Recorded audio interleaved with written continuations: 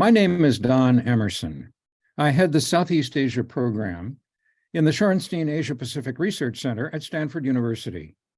I want to thank you for joining our webinar today on the State of Southeast Asia 2023.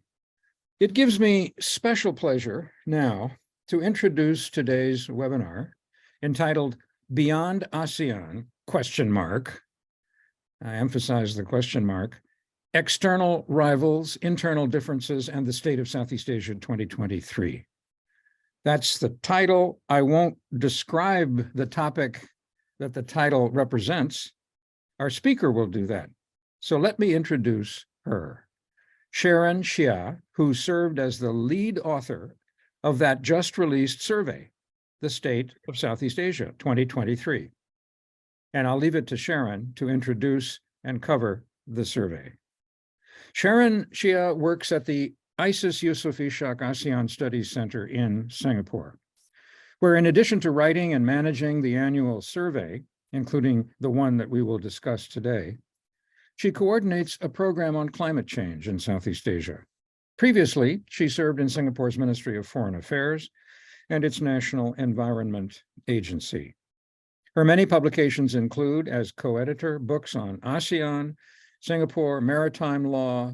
Her degrees include a master's in public and international law from the University of Melbourne. Sharon will present the survey and discuss its findings and their implications with me and with you, our attendees, during the Q&A. Sharon, over to you. Thanks, Don. And a very good evening or good morning to everyone who's tuning in.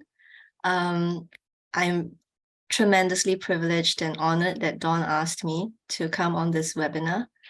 And as he explained, I will try to look beyond ASEAN. And in fact, I want to start with looking over the last 10 years of US-China diplomatic relations. And it struck me as I was listening to Paul Henley's podcast, China in the World, where he did a very good episode on the 10th-year anniversary of US-China relations, that at the start of this century, there were already questions of how to deal with China on the ascent. And questions like, what would China be like when it reaches a stage of economic, military, security, political development that's sufficient to challenge other major powers? How will China expect to be treated on the world stage? What are China's cherished values and principles? How does China see its place in the world? And will China fit in the existing world order or seek to change it? And I think some of those answers are becoming clearer over the last decade. And its rise has certainly caused more worry than welcome, particularly in this part of the world, in Southeast Asia, where I'm sitting. So China is no longer willing to be passive, and it might be challenging at first around the fringes, but increasingly at the core of what constitutes the international rules-based order. And we see that even in recent days, as President Biden talks about China extending assistance to Russia over the Ukraine conflict. And the tone and tenor of US-China relationship has changed dramatically, actually, over the last 3 administrations, from Obama to Trump to Biden, and over several global crises, the pandemic and Ukraine, namely. So we see that in 2013, when President Obama hosted the necktie-less summit in Sunnylands with then President Xi, who had just assumed power, and that meeting lasted a total of 8 hours. And then we moved on to President Trump, who had a meeting with Xi in Florida in 2017, to today, where it short of that one G20 pull aside in Bali that President Biden had with now a third-term Xi, the two presidents have actually very little time, whether face-to-face or online. And it's been a rocky relationship with ups and downs, and actually more downs than ups from where we're sitting. So we see that actually when we started in 2013, the US-China relationship was heralded to be a new starting point. There were high expectations that we could come to some kind of a good and cooperative relationship. Then when it came to Trump, we were just hoping to find a modus vivendi to cooperating in this relationship. But when it came to Trump, Trump certainly did upset the order of many things. He withdrew the US from the TPP, Paris Agreement. Of course, this was later reversed by Biden. And then a whole host of other international relationships that the US had, WHO, UNHCR, the Iran nuclear agreement. He declared a trade war with China, shut down TikTok. So Trump clearly not a multilateralist. And what he did elicited a level of support back home that was not seen before. And this is the aspect of domestic politics in the US that's affecting the US-China relationship that in turn also affects us here in Southeast Asia. So coming back to the Biden administration, we continue to see these after effects of Trump's actions. And that makes it very hard for President Biden to pull back from these actions. So we see shades of America first, still in this part of the world, in America's engagement with us. And all of this taken together brings me to the question of how Southeast Asia or how ASEAN as a grouping can navigate these turbulent waters and how it views these events that are happening at breakneck speed. So with that as my opening, I'm going to share some of the results of a survey that my center has done. And we've been doing this survey for the last 5 years, right? So as I was saying, the survey aims to present a snapshot actually of the views and perspectives of who we call opinion makers, policy makers, thought leaders in the region on affairs affecting the region and general geopolitical developments. So this is a very small slice of the population that we are polling. They are not randomized. We believe these respondents to be highly interested in regional affairs and therefore vested in taking the survey. And so this year we've had 1,308 respondents from across the 10 ASEAN countries. We have not included Timor-Leste, just as a side note, because Timor has only been provisionally, in principle, given approval to join ASEAN. We will do so at some point down the road.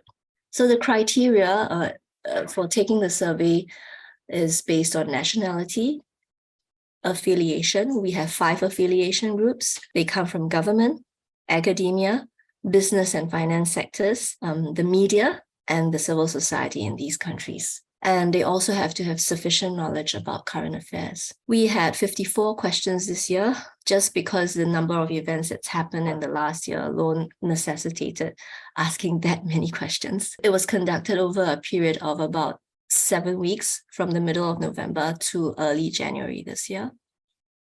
And of this group, over 80% are self-identified Southeast Asians, so it's anonymous. You take the survey, you don't even have to be resident in Southeast Asia, but you have to be of Southeast Asian nationality, and you do this online. And we have about 20% that responded over via the computer-assisted personal interview method. And just a last word about methodology, we apply a 10% weighting across the results.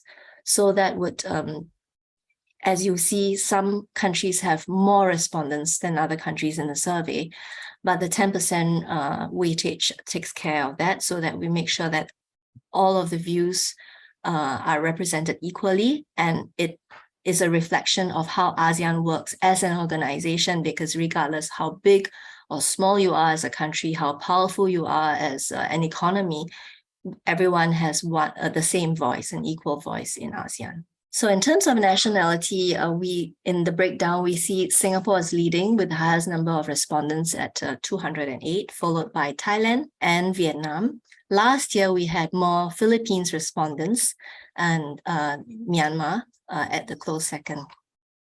In terms of affiliation, we have the largest affiliation group coming from academia this year, although that proportion came down from last year. So that's at 34.8%, followed by ASEAN's private sector at 24.7%. Just as a note, last year, we only had about 11% of the business and private sector folks take the survey. So it's been a twofold increase. And the smallest representation remains people coming from the regional organizations or international organizations. Understandably, because I think the number of people working in those organizations from Southeast Asia is relatively small. In terms of age distribution, it remains largely the same. We have the largest group coming from the 21 to 35 years of age at 40.4%, and the second largest group, the 36 to 45 year olds at 26.7%. There has been an increase in the youngest and the oldest groups, and there's also a slight decline in the respondents in the 36 to 45 and the 45 to 60 age group. I'll now move into the main results, and the survey, as I mentioned earlier, has 54 questions. Obviously, I'm not going to go through all 54. I've curated the results that would be of greatest interest to the audience here in the US. Now, one of the questions that we ask every year is, what are the top challenges facing Southeast Asia? And this has been a very interesting question for us because it reveals year on year the kind of concerns that Southeast Asia faces. So here in this slide, you see that actually the greatest concern this year is that of unemployment and economic recessions. Although we are now hearing news that inflation is easing off, this was not the case last year, because as of last year, when the Ukraine war happened, we saw that there were steep increases in food and energy prices in this region. And then there were, following on from that, countries were struggling to recover out of the 3-year pandemic. So these concerns of unemployment and economic recessions were very real. And I believe they still remain very real in the region. So at 59.5%, we have people from across the region saying this was the main concern. And the second concern would be climate change related. So 57.1% say that intense weather events are affecting them. And tied at third place is widening social economic gaps and military tensions at 41.9%. In terms of the country breakdown, Indonesia at 70.2% gave higher weightages to unemployment and recessionary concerns compared to the regional average, and this is followed by Cambodia and Malaysia. On the climate threat, the Philippines say that this is the biggest threat ahead of recessionary fears. And certainly this is not surprising because we see Philippines is actually one of the frontline countries. Whenever the typhoons hit this region, the Philippines get the worst of the typhoons. Brunei and Vietnam have expressed the strongest worries about security threats from potential flashpoints such as the South China Sea, Taiwan Strait, and Korean Peninsula. And moving on, the second question that we ask every year is what are their top concerns about ASEAN? And here it's been very interesting. We see again that in terms of ASEAN's ability to keep up, 82.6% say that it's slow and ineffective. And this is an increase of 12.5 percentage points from 2022. So there's a sense that ASEAN is being reactive to external developments. And this is felt strongest by countries like Vietnam and Singapore. At second place, 73% say that ASEAN is becoming an arena of major power competition, and they fear that some of their member states may become major power proxies. And this is an increase in about 11% this year from last year. And this is the top fear for Cambodia, perhaps due to the related external pressures they felt when they were chaired last year. At third place, 60.7% say that ASEAN is becoming increasingly disunited. And Myanmar is most critical of ASEAN's disunity here. What has been interesting in this particular question from 5 years ago, let's say, pre-pandemic, was that 5 years ago, people were more concerned about ASEAN becoming elitist and disconnected from the ground. And that concern no longer reflects here because we see that the geopolitical developments in the region have been affecting all of us. I want to talk a little bit about what's happening in the region because this is very critical when we talk about ASEAN unity or disunity. As you know, there was a coup in Myanmar in February of 2021, And that coup has thrown the country into great turmoil. The country is right now facing both a political and a humanitarian crisis. And everything is basically shut down. And that coup elicited widespread nationwide protests across Myanmar. And when ASEAN came together in April of 2021, the leaders agreed on what's called a 5-point consensus, basically to guide Myanmar towards a kind of a peace plan to bring about national reconciliation in the country. And this 5-point consensus has stagnated for a very long time, over 2 years. And the only point that has been fulfilled so far is the appointment of a special envoy of the ASEAN chair to visit Myanmar. But even then, the ability of the special envoy to meet with certain members of the opposition has not been granted. And there's been very, very little progress made on implementing this 5-point consensus. So here, when we asked respondents to choose a statement that best reflected their views about the 5-point consensus, a third of them say that they're neutral, whereas a fifth of them, about 21%, say that it will never work with the intransigence of the State Administration Council, which is the junta. And of this group of people, Singaporeans express the strongest view that actually the junta is the problem, and this is double the regional average. And the other third choice is that the design of the document itself is fundamentally flawed, and this is ranked at 3rd place. And this is the top choice for Myanmar respondents. A follow-up question that we asked is how they feel that we should move the Myanmar issue forward. And here, 38.1% say that they want to see ASEAN engage in independent dialogue, and this is a marginal increase of 0.3%. And if you look down into the country results, you see that the Indonesians are very supportive of this approach, which is the approach that the Jokowi administration and the foreign minister has been espousing since the start of the year when they took over the ASEAN chair. Another 18% say that they want to see ASEAN use harder methods. Here, Indonesians also express a very strong view at 24%.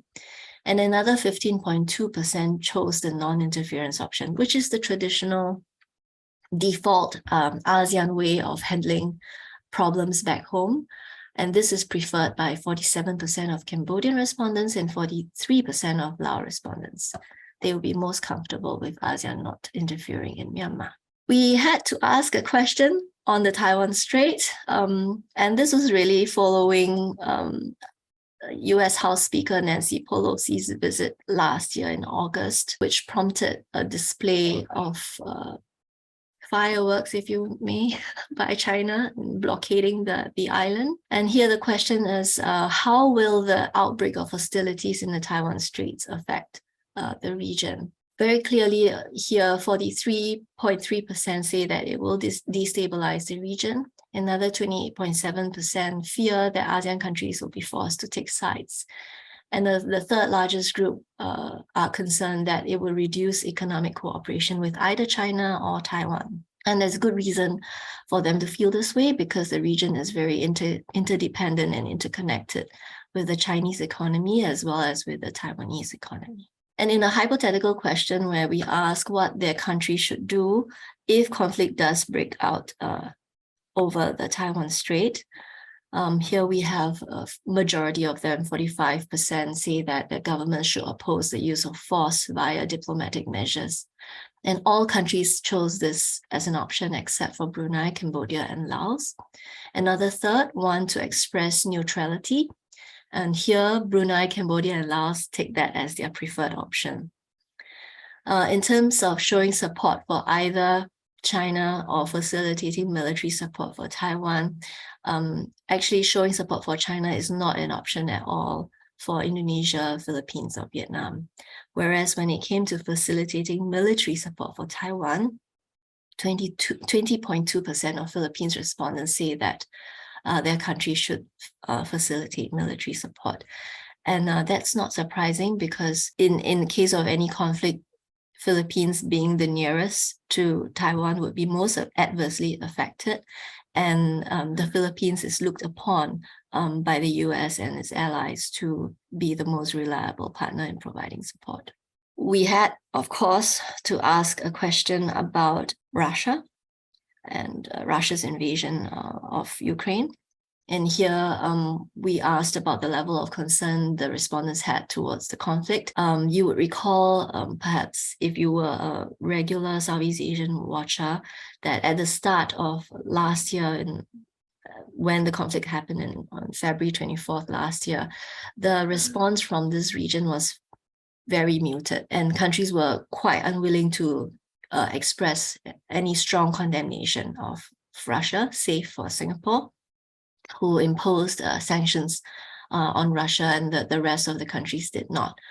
But over time, respondents, or rather the region as a whole, began to feel the impact of Russia's invasion of Ukraine in terms of an energy crisis and rising food prices. So these are very bread and butter type of issues in the region. They started to link these pain points that they were suffering from to the Ukraine crisis.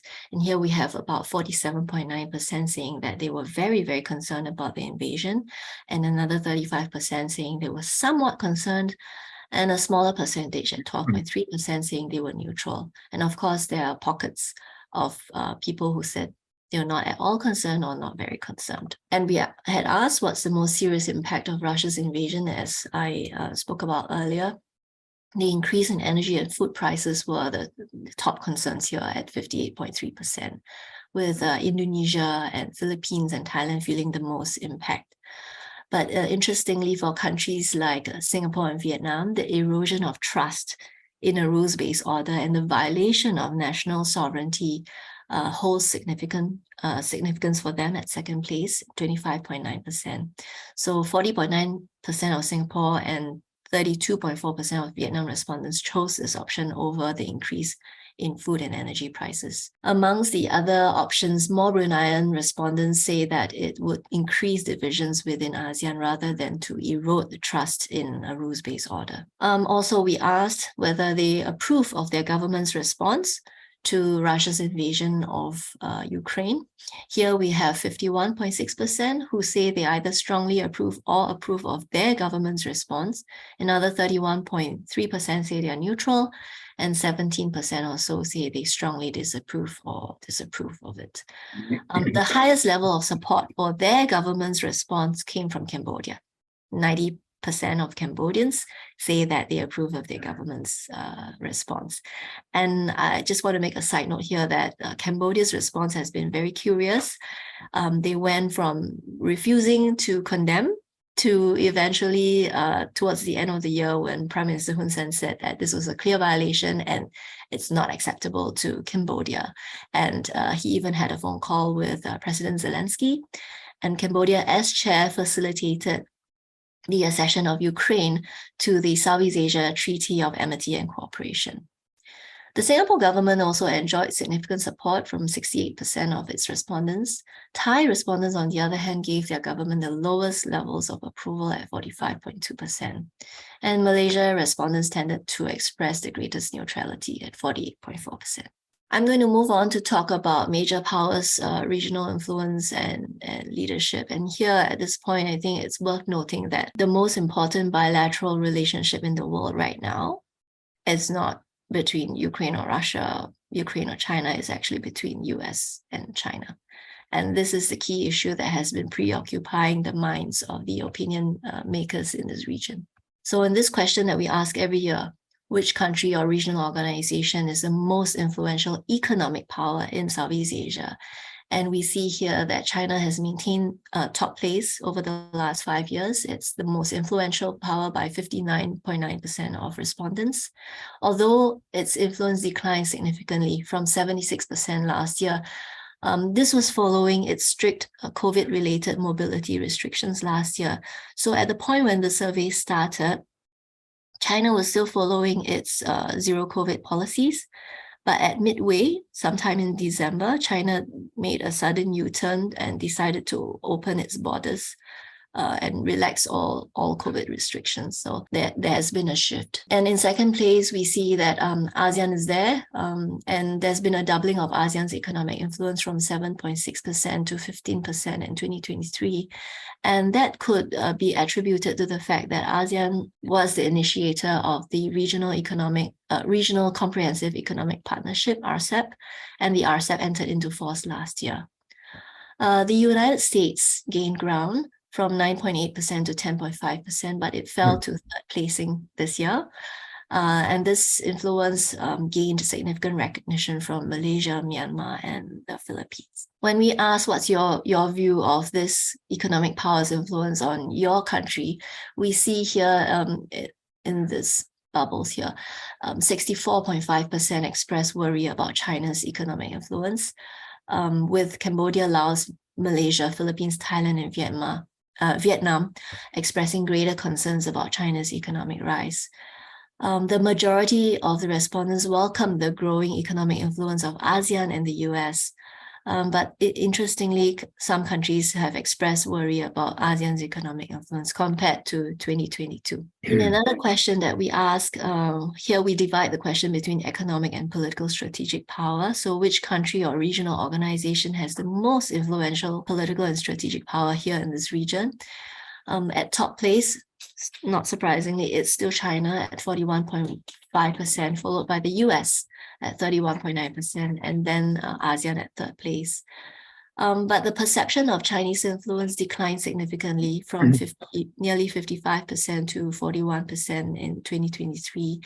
And I think one of the postulations may be related to the fact that China had, because of its zero COVID, limited its diplomatic interactions with states in the region. And also there's a lot of more domestic attention had been paid, particularly to the 20th Communist Party Congress in China. And increasingly, you might be interested to know that the number of Southeast Asian countries, including Indonesia, Myanmar, the Philippines, and Singapore, are choosing the US over China in this question. And on their view of this political and strategic power's influence, still region worried about China, although it is down from 76.4% last year.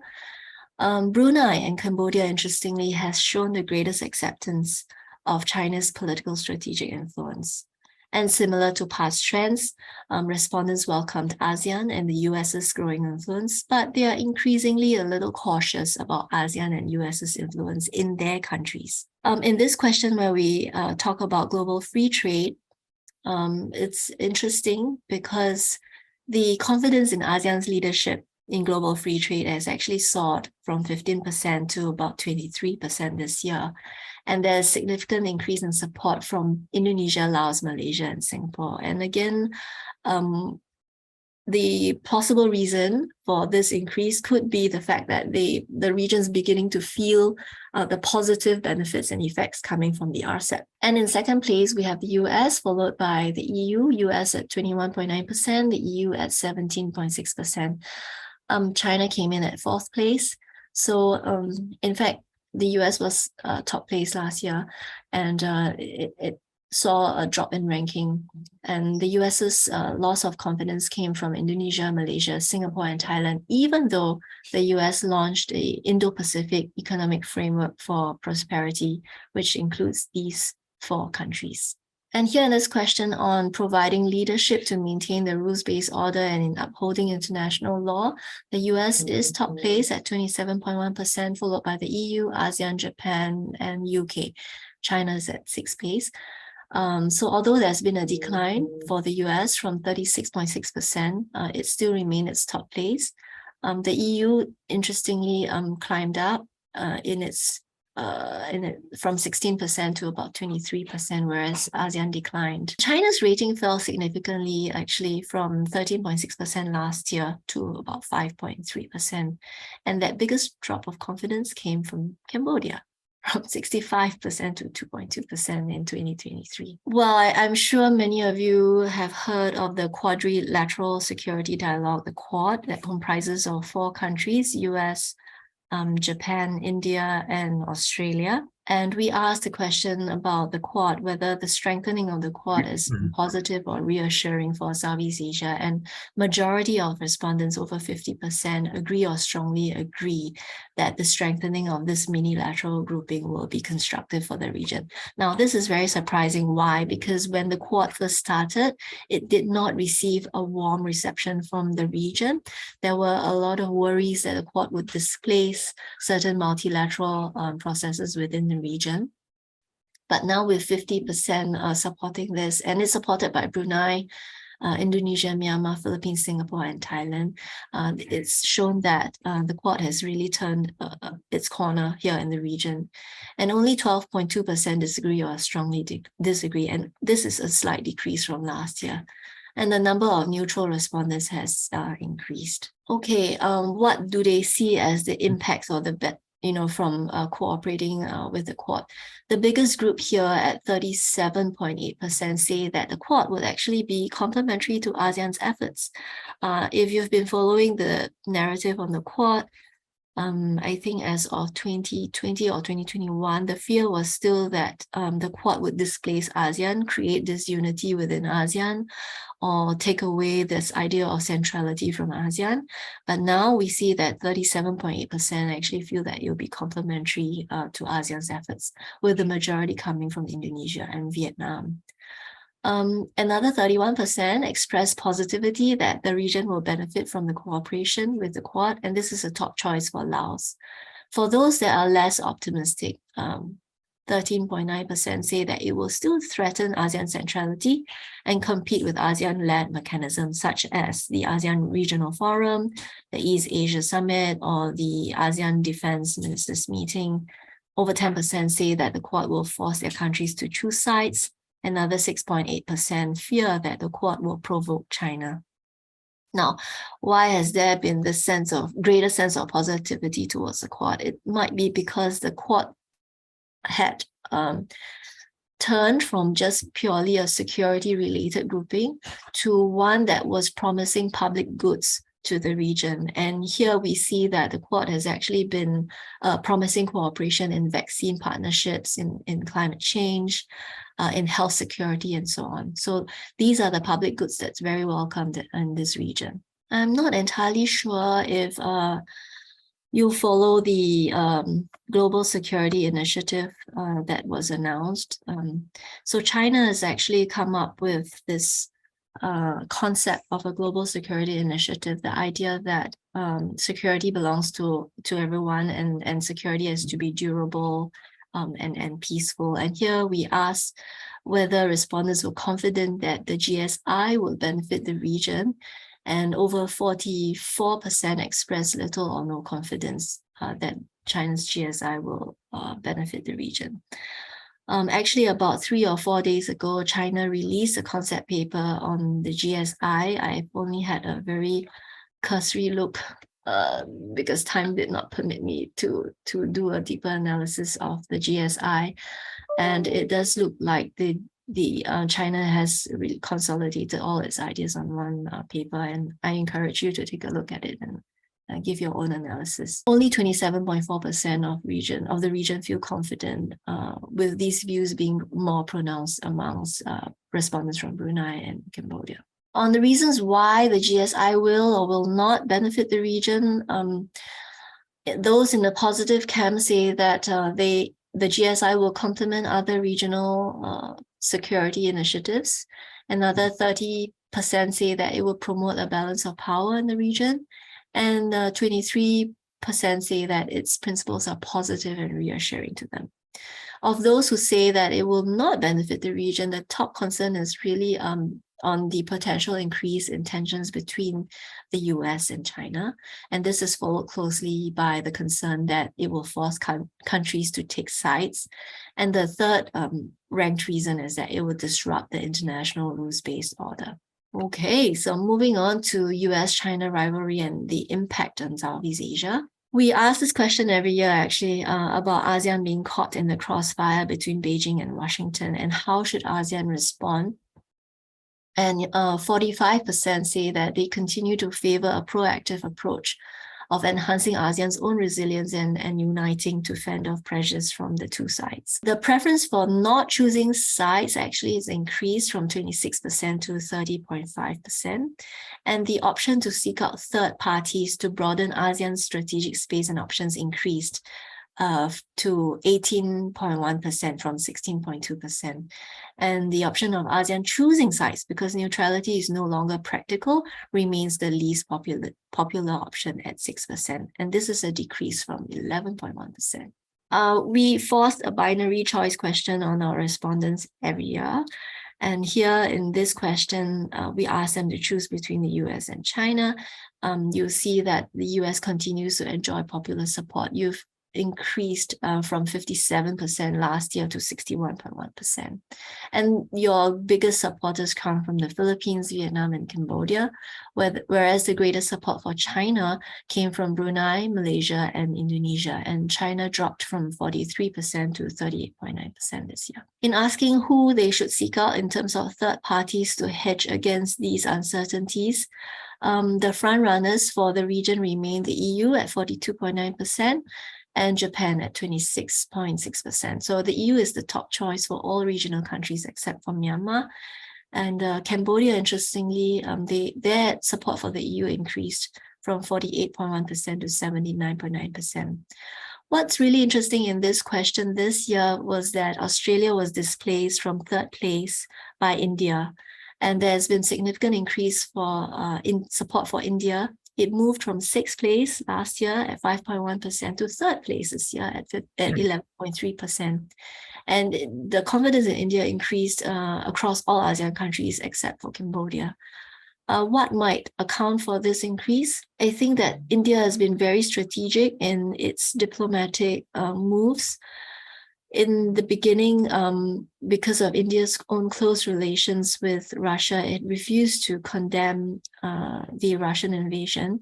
And in fact, when the Quad leaders had their first phone call following February 24th last year, India was the only one of the Quad countries that refused to join in the condemnation of Russia. But subsequently, when PM Modi met with President Putin, he did do a bit of a pushback towards the war by telling Putin that today's era is not an era of war. So the kind of strategic ambivalence that India has deployed has been very interesting to watch. And of course, India this year is the G20 chair. And so it'll be, again, another interesting set of observations will likely emerge from this year as we look at how India handles its place in the world. So we asked this question about at the midterm mark of the Biden administration, what they feel the level of US engagement with Southeast Asia is like. And 39%, almost 40% perceive that the level of engagement has increased. And this optimism is felt by Brunei, Cambodia, Philippines, and Singapore.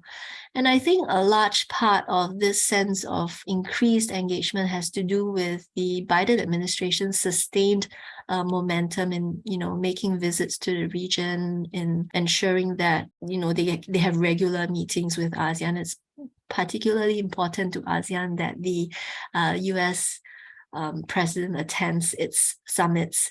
And that's been something that's been missed because Trump did not attend many of those summits.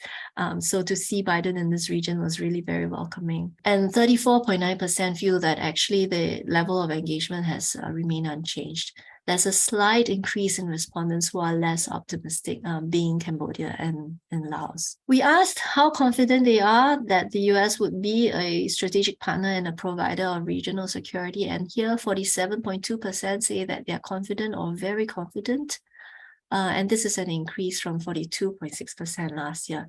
And this is again potentially due to the high-level summits in Washington, D.C., where President Biden met with 9 of the ASEAN countries' heads of state or government in May last year, and also the meeting that President Biden had with the ASEAN chair in Phnom Penh in November last year. It also could be related to the fact that the US was granted the Comprehensive Strategic Partnership by ASEAN last year. About 32% expressed little or no confidence compared to 2022. I'm going to go very, very quickly over the trust and perceptions section, which we do every year.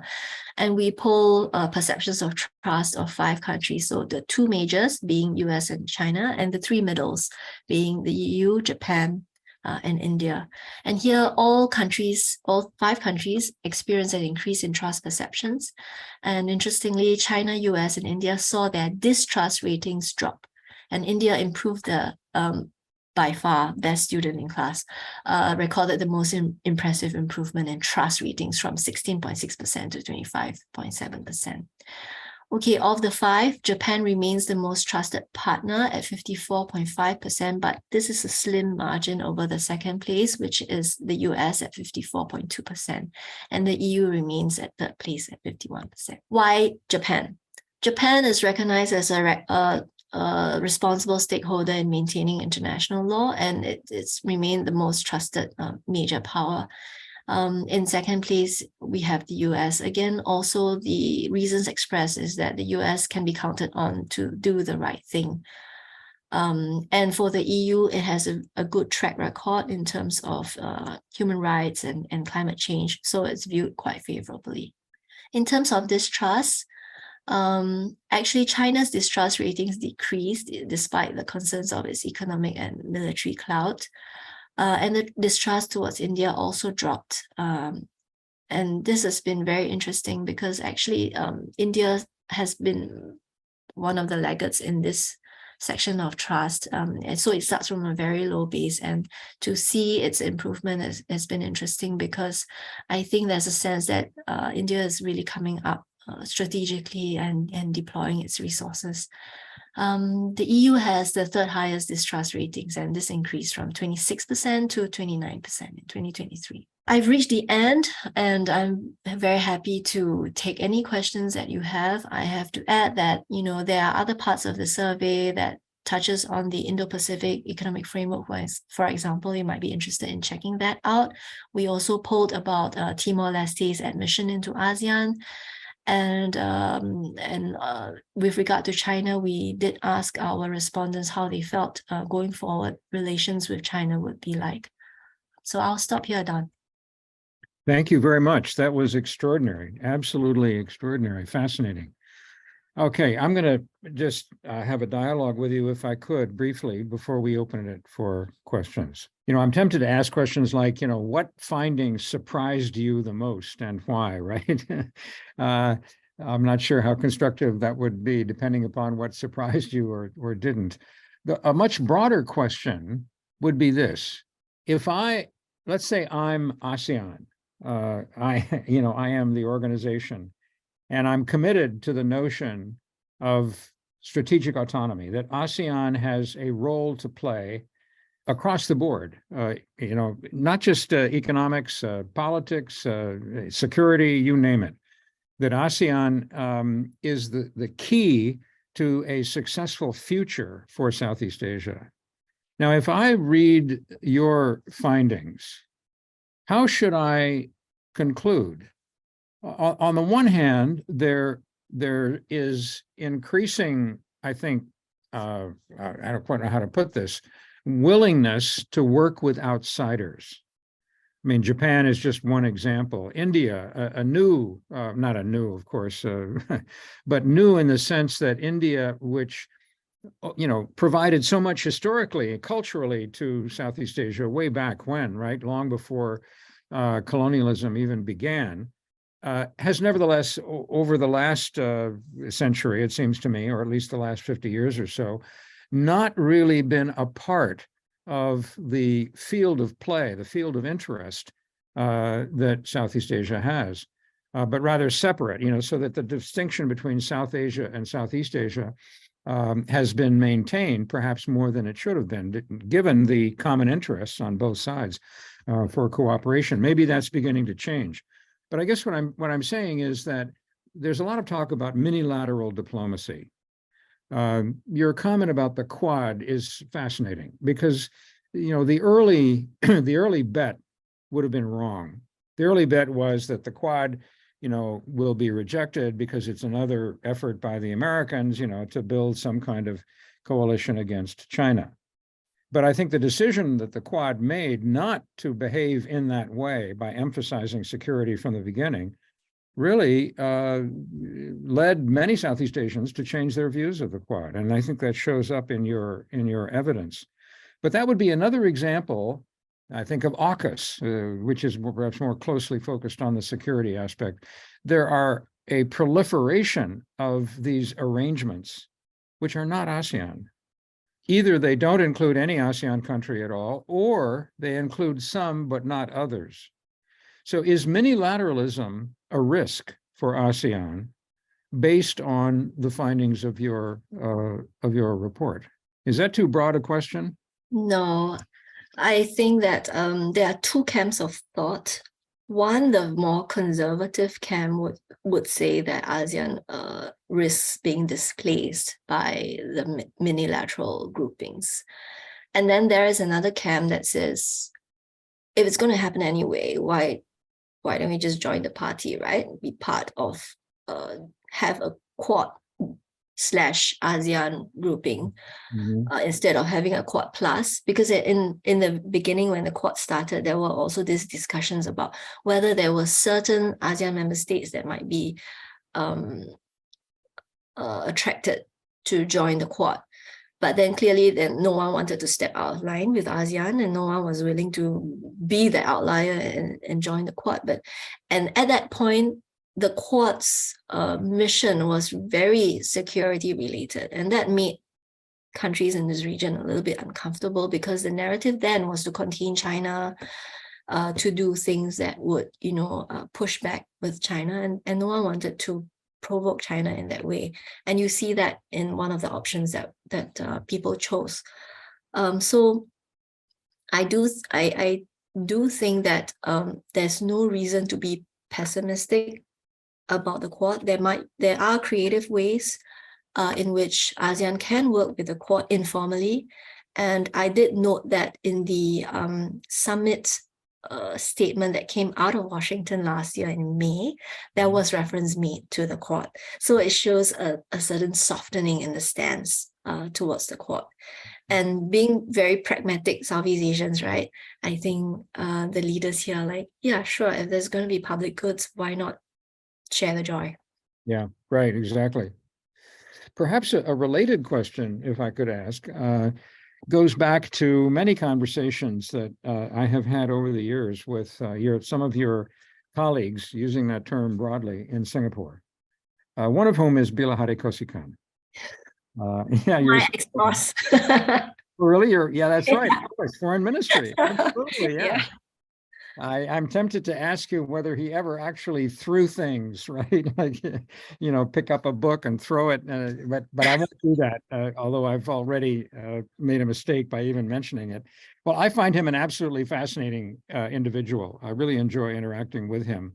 And over the years, when I have made arguments, both here at Stanford when he has visited, or sometimes in Singapore and other places, and I have made arguments about the need for ASEAN to become more proactive, rather than simply being a passive group of people who sit around a table, whose divisions and distinctions prevent them from cohering behind any particular strategy or action. I mean, I'm being extreme. This is a caricature.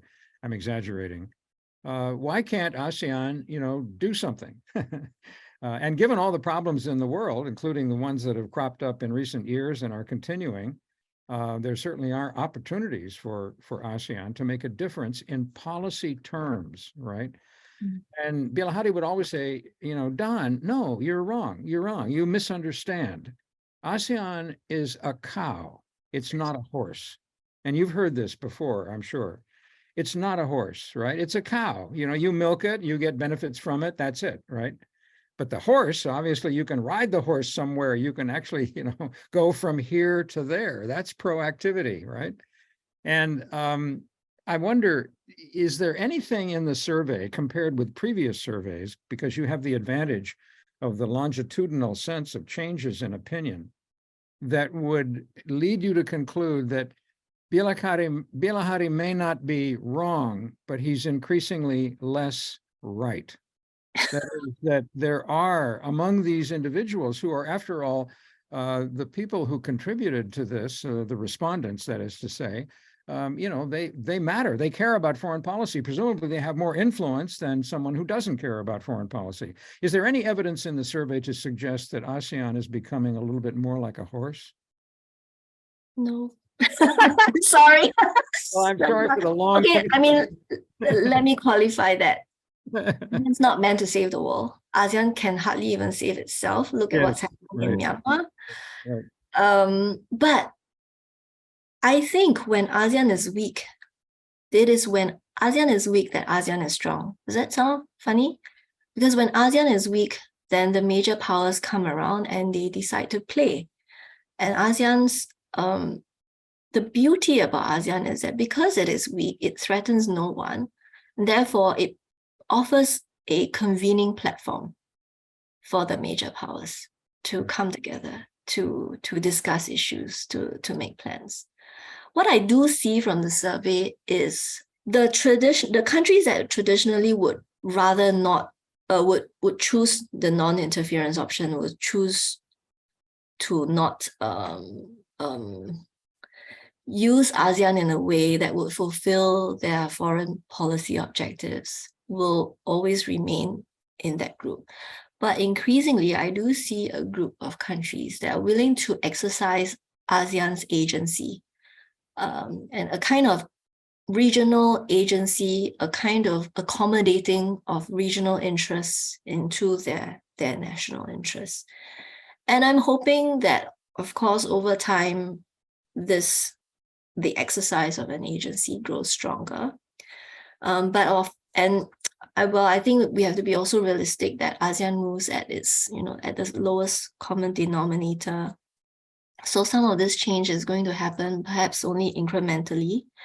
And over very difficult issues, we will likely see little or no action from ASEAN. So yes, ASEAN will continue to be a cow, but I'm hoping that it'll be a more effective cow over time. And we have to also bear in mind that demographics are changing in the region. So on the one hand, you may have the old guards of ASEAN that holds certain very conservative views about not exercising regional autonomy or agency. But on the other, there's a change of leadership. As we've seen in the last year, right? We've had changes in government in the Philippines, Malaysia. This year, we're going to have elections in Thailand and Cambodia and Indonesia next year as well. So there's going to be this change in leadership in the region, and they might hold vastly different ideas, or at least nuanced or changed ideas about how ASEAN should work and can work together. And I won't be surprised at the speed that ASEAN moves. Over 80% say that it's slow and ineffective, right? If some of these concerns start to make its way into domestic discussions, and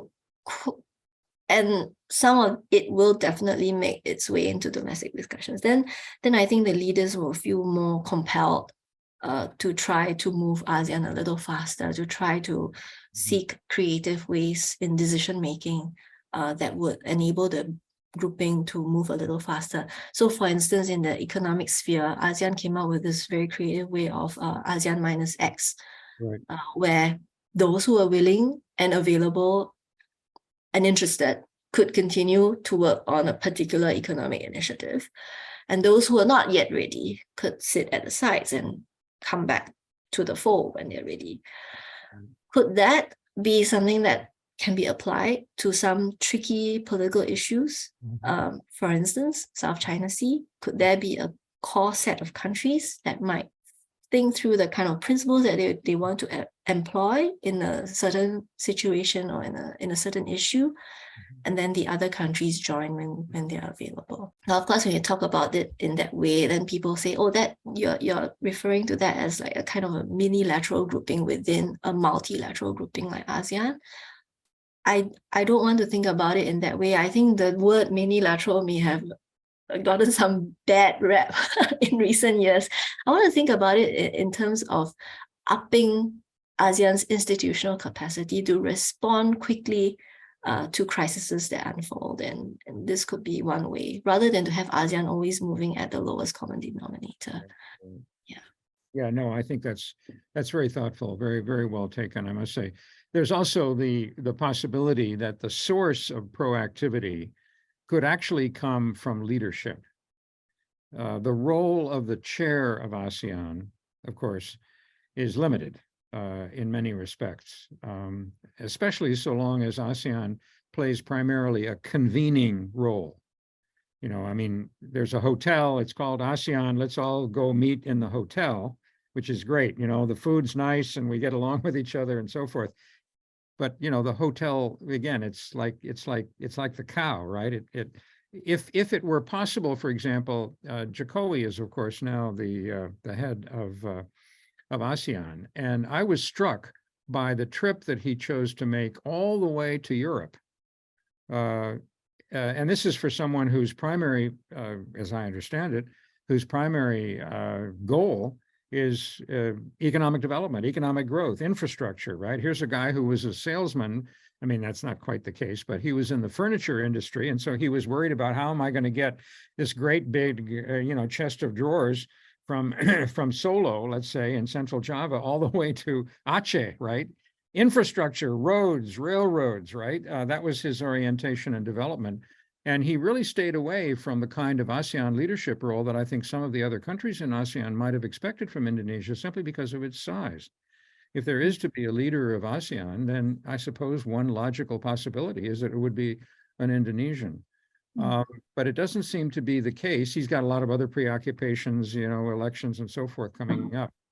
But that's an alternative, and I don't see any leaders out there that might be willing to play that role. But I'll end here. There are a number of questions from the audience that I'd like to pose to you. The first one has to do with the Philippines. I think, speaking of surprises, I think a number of my colleagues who follow Southeast Asia and the United States were surprised at the how can I put it, the apparent friendliness, let's put it that way, of Bongbong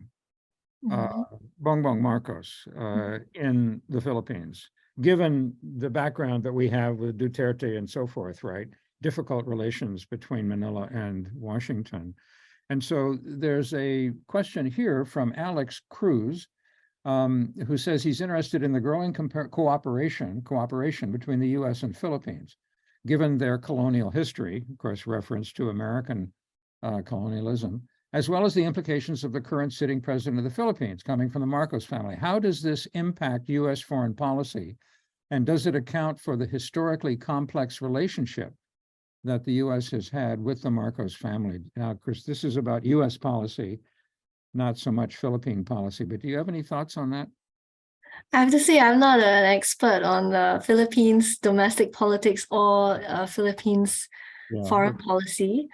But the rise of Bongbong has been very interesting in this region to watch. And I have friends who were greatly agitated when Bongbong came to power, given the family's history with the country. And people were bemoaning, how is it that entire generations of Filipinos have forgotten what the Marcos family did in the Philippines. And but unfortunately, this appeared to be a small segment's views.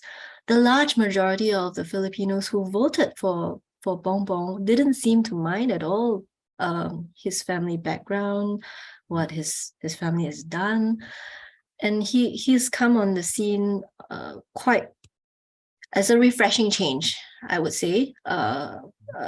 When you compare that to President Duterte's, some of the decisions he's made, which are quite questionable.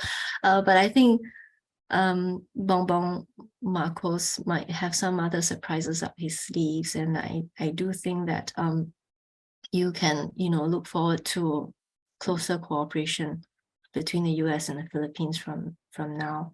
President Duterte was very different. He had his eye on China. And that consideration really factored in many of the decisions that they've taken. Yeah, right. No, and as far as I can tell, the Biden administration, I think, is delighted. I mean, given the possibility that there might be 4 different bases that are kind of being reactivated and so forth, security relationship looks a lot better than it did under his predecessor. Yeah. The next question is this from Bart Edis, if I pronounced his last name correctly. Has Canada's growing interest in engaging with ASEAN registered at all among decision makers and opinion shapers in Southeast Asia? Actually, you're reading the same text here, but let me just finish saying it. Ottawa issued its first ever Indo-Pacific strategy in November and organized the Canada in Asia conference last week in Singapore. He's inviting you to enter into this conversation about, what Canada is doing and how you respond to it. Is it helpful and so forth? Yes, I received the same invitation. Unfortunately, conflicting schedule, I couldn't participate, but we have been seeing greater outreach from Canada to this region, namely to flesh out, to talk about their Indo-Pacific strategy, which is the newest Indo-Pacific strategy to come on board in this region. And I think that the interest in this region is quite muted towards Canada, to be honest. And it comes after a flurry of Indo-Pacific strategies that have been promulgated over the last 2 years throughout the pandemic. And each time one of it comes on, we have the policymakers and analysts trying to go through it with a fine-tooth comb. But to be fair, I do think that Canada shouldn't give up on the outreach to the region, continue to reach out to the Southeast Asian policymakers and the academics like myself and my other colleagues who are interested in the formulation of Indo-Pacific strategies, because some of the feedback that they give would be tremendously important. And ASEAN, always likes to feel that it's being listened to and its views are being accounted for. And that sometimes accounts for half of the success of any strategy that comes on board. The next question from CK So is the following. Singapore appears to be the spokesperson for ASEAN on multiple occasions, perhaps due to its fluency and competence in the English language. Do you still see Singapore in this role, or is this perceived role incorrect or even resented by other member states? Singapore has definitely been very active within ASEAN, and Singapore is one of the countries alongside with others like Indonesia, Malaysia, the original 5, let's say, who has been very concerned about the direction of where ASEAN is going. And part of it also has to do with, the personality of the spokesperson or the foreign minister and so on. And I don't think this role is perceived incorrectly. I think, as I said before, everyone has equal say in ASEAN. I don't get a sense that there's resentment among the member states. What I do want to add here at this point, particularly over the Myanmar crisis, is that we're seeing a greater division between the newer member states and the older member states, between the maritime ASEAN countries and the continental ASEAN countries. And a large part of this division over the Myanmar crisis is actually very practical, because the continental countries feel the greatest impact of any implosion happening in Myanmar, whereas the maritime countries wouldn't feel as much, and they take very different views. I think with regard to Singapore's role, Singapore tends to think a lot more about exercising its agency in foreign affairs, in foreign policy, and tends to think a lot about its place in the region, in the world, and how it can advance certain interests for the region, and also in fulfilling what it wants for its own national sovereignty. So I don't think Singapore's a spokesperson. Actually, Singapore works in concert with mostly with the chair a lot. Yeah. Right. Yeah, and English, after all, is the lingua franca of ASEAN itself. Yeah. A little it's not quite right to say that, you know, Singapore is going to. Yeah.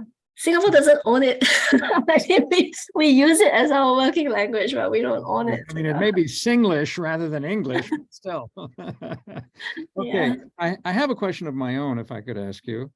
And this goes back to one particular item in the survey.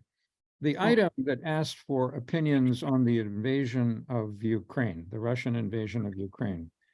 If I have my calculations correctly, the total number of respondents that expressed concern, that said they were either very concerned or somewhat concerned, totals 83%.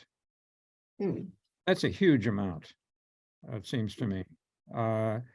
And so, I mean, the question is, again, I suppose, what action or what policy or what suggested move does that imply? Or is it passive concern? Ukraine is a long way away from Southeast Asia. And so, yes, of course, we're concerned, but that's it.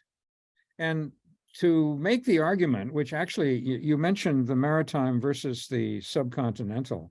And of course, that's part of an argument that actually predicts that within the next 5, 10, 15 years, there will be a separation between the northern tier of Southeast Asia, you know, which admittedly the long coast of Vietnam makes Vietnam, you know, something of a maritime actor as well. But by and large, it's the landed, including, of course, Laos that has no coast at all.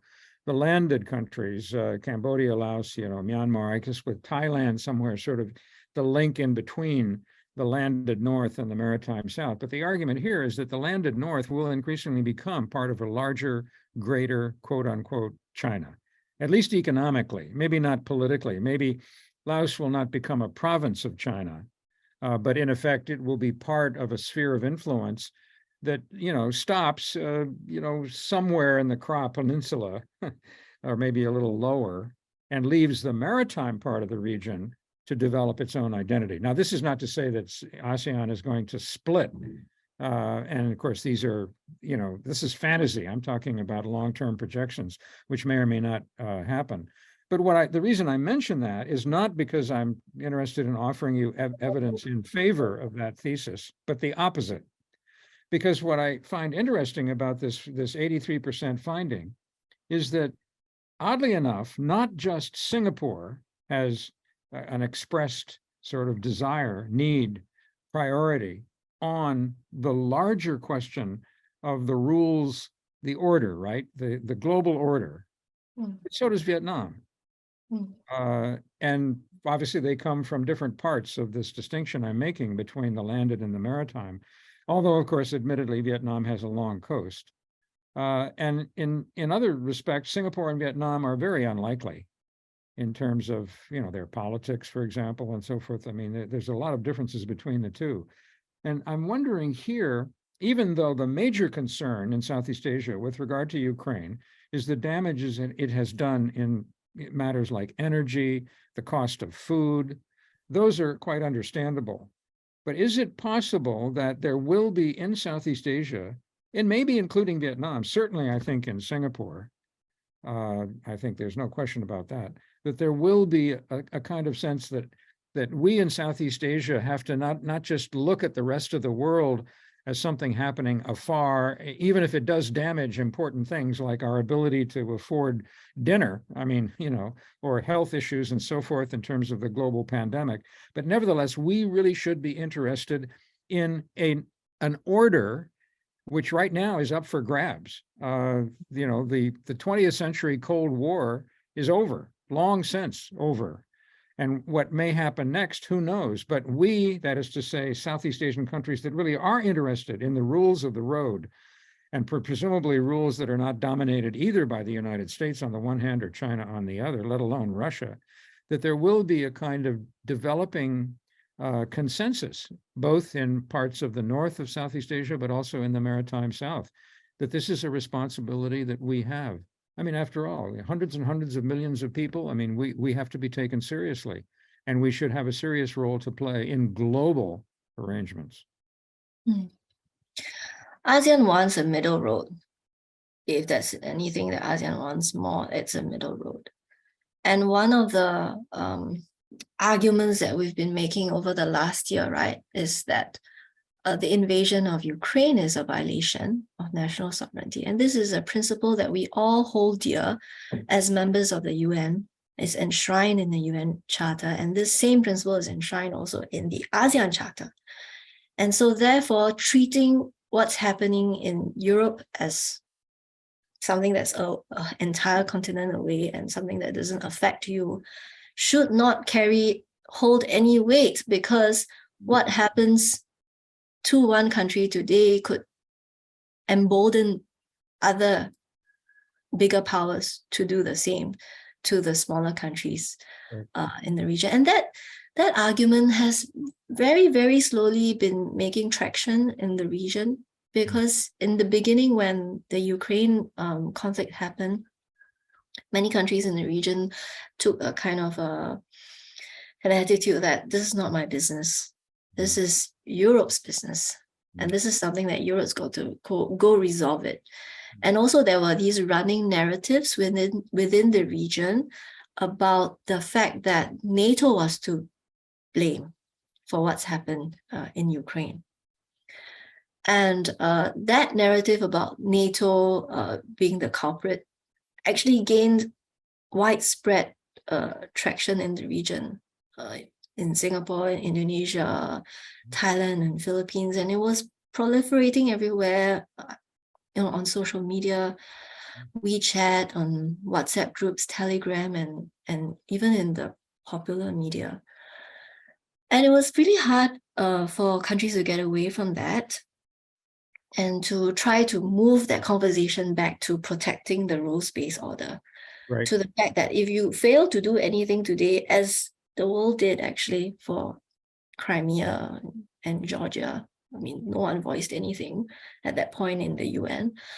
If you miss and let that opportunity slip, then you're going to face an even greater hurdle down the road. So I think that conversations got to move back. And that's why I think also all these discussions about, a compromise peace for Ukraine is very hard to hold water in this. Right. Yeah. No, I agree. We could talk further about that. I Yeah. absolutely agree. On Vietnam, I have to say, I think Vietnam is very strategic. Although Vietnam's UN voting records don't show for it, I do think that deep down in the Vietnamese psyche, that they do hold dear in the principles of the current order that has helped Vietnam to survive this long. And Vietnam is, it's the only country in this region that has fought the most recent war. Yeah, right. Which Yeah. Those memories are still fresh, mind you. It just happened in the last century, about 40 plus years ago. And that's really fresh. So it's in their psyche to want to hold on to a rules-based order. Yeah, I mean, although this is not a scholarly statement at all, I am of the view that there are really only two countries in Southeast Asia that are truly strategic. That is to say, in their policies, in their thinking. One is Singapore and the other is Vietnam. And that's not to say that the other countries, the other 8 in ASEAN, don't have elements of strategy from time to time that arise and so forth, but they're not as intensely strategic as those two countries are. And I think perhaps some of the reasons would include the following, namely, the size of Singapore, the vulnerability of Singapore. If you're that small, perched on the southern end of a Malay civilization and the northern end of an Indo-Malay civilization, if I can call it that, I mean, of course, your incentive to think strategically is much higher. And as far as Vietnam is concerned, the very fact that Vietnam was able to maintain its identity for all of those years, centuries upon centuries, right? Millennia, right? I mean, obviously they cannot erase that. They would not erase all that history. And anyone who goes to Hanoi and talks about China really understands how deeply Vietnamese identity is related to, yes, the neighbors. The neighbors matter tremendously. They're not as small as Singapore, but obviously they're right next to China, and that makes them strategic in some sense. So I think that's at least something to keep in mind. All right, let me go back to the questions here. There's a very interesting question, which I would like to pose on behalf of Arizal Jaknanihan. Do ASEAN countries have any preference for a third party to solve the South China Sea dispute? Here, the idea of hedging between the US and China and so forth. Right. In the hedging question, it was not made in reference to any particular issue, not least the South China Sea. So I don't have any sense whether countries have a preference for a certain third party to mediate in the South China Sea dispute. But I do know that the ASEAN countries would prefer, I mean, China has always in the past also said that they want to resolve the South China Sea dispute bilaterally with each of the claimant states. But ASEAN's response to that is that no, we move as a group and we want to discuss it as a group with China. And I think in line with that thinking also is that whatever is negotiated in the code of conduct over the South China Sea, it should be something that needs, it has to be supported by the external parties. We can't keep out the external parties in this discussion. So I don't really have a sense whether there's any particular third party that can help or to hedge. I refuse to say that it would be the US or any other Western power, but I do think that other countries in taking an interest in the South China Sea dispute, in listening in to the conversations, they do help ASEAN's cause in keeping these discussions more transparent and more, having more views would be better than just solely relying on one party or two parties' views. That's my take. Apart from the survey, it would be interesting if ISIS or another think tank did a survey asking a different question, but to the same constituency, people who are really interested in foreign affairs and have some influence in that regard. And that is to ask the question, what ideas do you have, right? What could ASEAN do that it's not, I mean, I'm thinking in terms of the horse, right? Not the cow, that ASEAN is not doing, or are there initiatives that should be undertaken at the regional level? Whether they have to do with economics or politics or, the environment or whatever. This might particularly appeal to younger respondents, who are in school and so forth, and maybe they can, in their courses, they can write, so, I'm sure the professors or the teachers would like to have these kind of suggestions. And in that context, here's something that occurs to me. I know that ASEAN will probably not do this, but an individual country in ASEAN could. And what I mean by this is a particular leader in a member country of ASEAN probably at a conference, and not in an arrogant sort of way of, I have the answer, but raises the following suggestion as they're all sitting around a table. Why don't we, Southeast Asians, write a draft code of conduct? Now, we'll call it a draft in deference to China, but it will be a code of conduct. I mean, it seems to me that to have something on paper or, online, an actual text that would meet at least one might even do this, forget about the 10 members of ASEAN, because it might be difficult to get agreement. I mean, obviously with Myanmar, a dictatorship, the junta and so forth, and the revolution and bloodshed. And I mean, it's a difficult time in Myanmar, but perhaps there could be just the individual Southeast Asian countries that have claims in the South China Sea, including Indonesia, which claims that it doesn't claim, but it does claim. Yeah. So let's. Well, it's not a direct claimant state. That's a nice way to put it, an indirect claimant state. Yeah. And if they got together with a draft And that's all it would be. You know, it's like somebody's writing a paper for a college course. And, you know, maybe a few other people read it, but that's it. So it wouldn't be intended to be launched on behalf of ASEAN, because there might be a lot of disagreement. But, you know, little initiatives like that can show agency. Southeast Asians have agency.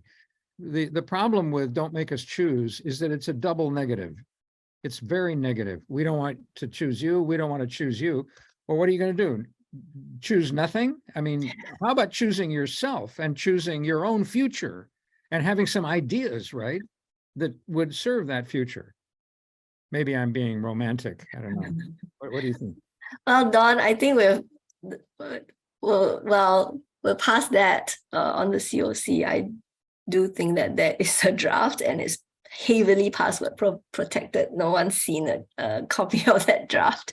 It's being discussed. I don't know whether they've even gotten past the preamble of the draft, but there's certainly something on paper. And what we've heard in the last 2 years is actually there's very, very little progress made. And we are all expecting that Indonesia, being the indirect claimant, will give it a push, and will push towards hopefully a successful conclusion of the draft. But that being said, I have to make a note that while all of these discussions is going on and the drafting and whatever is happening, a lot of things are already happening on the ground or at sea that is already in breach of certain principles that the claimant states want to hold on to. So in other words, the train has already left the station. And I don't even know at this point if a draft would help anything on the ground in terms of, diffusing tensions in terms of not allowing any accidental conflict to take place. It's really hard to say. But symbolically, I suppose ASEAN could push for a conclusion of the COC. Whether it's implementable, practical in any way could help the situation, that remains to be seen. Exactly. Well said. The last question, because we have just a couple of minutes left, comes from the audience, and it brings us back to the broad construction that we haven't really mentioned, and that's the Indo-Pacific. Is ASEAN falling? Is ASEAN falling into the conceptual trap of the Americans when it keeps referring to the Indo-Pacific region instead of what used to be known as the Asia-Pacific region? Why does it follow the tune of the US by using such a term?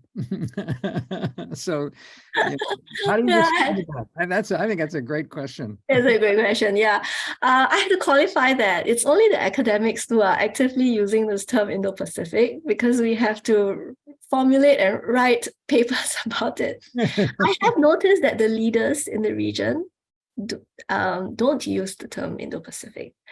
In fact, I recall last year when Kamala Harris visited Singapore, and then Prime Minister Lee and Kamala Harris had a press conference.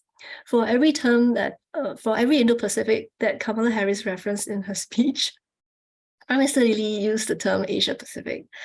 So it was very interesting. And I've also asked around with other colleagues, from the countries in the region, and they've also told me that, they've noticed that this term hasn't really crept into the official domain. But we noticed that within the academic or scholarly world, we do use the term Indo-Pacific, and we struggle a lot with trying to define, first of all, the geographical confines of this term Indo-Pacific, and also to try to define, to try to make sense of what all these different Indo-Pacific strategies actually mean and refer to. And the most important question is, where does ASEAN lie? Yeah. In this entire Indo-Pacific formulation? Are we at the heart of it? Are we not? Are we just one part of it? Because obviously different actors perceive and conceive of the Indo-Pacific very differently from where they're sitting. Well, the ASEAN outlook on the Indo-Pacific does clearly say that, in ASEAN's opinion, ASEAN is at the center. The centrality of ASEAN includes central to the Indo-Pacific. So we'll see if the future bears out that optimism, if it is optimism. Listen, we should go. I've kept you very late. Thank you so much. I can't thank you enough, really. A Thank delight you, to Don. interact with you, and I hope the audience agrees with me. If we were in person, we would all be applauding. Thank you so much. Really appreciate it. Thank you. Thank you so much for inviting me. I had a great time too.